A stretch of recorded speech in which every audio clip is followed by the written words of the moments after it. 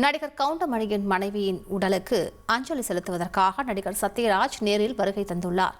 அதனை பார்க்கலாம்.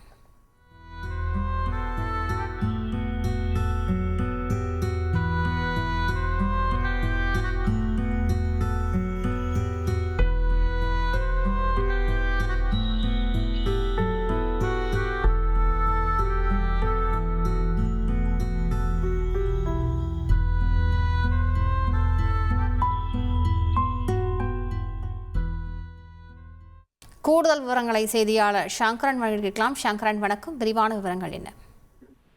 வணக்கம் காயத்ரி.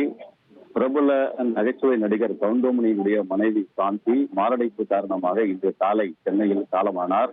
சென்னை தேனாம்பேட்டை செனட்டாப் முதல் தெருவில் உள்ள கவுண்டமணி இல்லத்தில் சாந்தியினுடைய உடல் பொதுமக்கள் அஞ்சலிக்காகவும் திரை உலகினர் அஞ்சலி செலுத்துவதற்காகவும் வைக்கப்பட்டிருக்கிறது.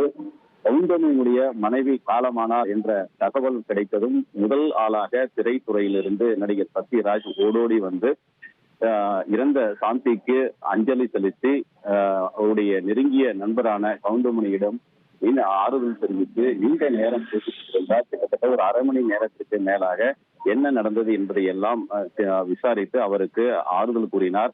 சத்யராஜ் வருகிறார் என்ற ஒரு தகவல் கிடைத்ததுமே கவுண்டமணி நீண்ட நேரமாக அவருடைய வீட்டிற்கு இருந்து வெளியே வந்து சத்யராஜை எதிர்பார்த்தபடி காத்திருந்தார். சற்று நேரத்தில் சத்யராஜ் வந்ததும் அவரை உள்ளே அழைத்து சென்றார்.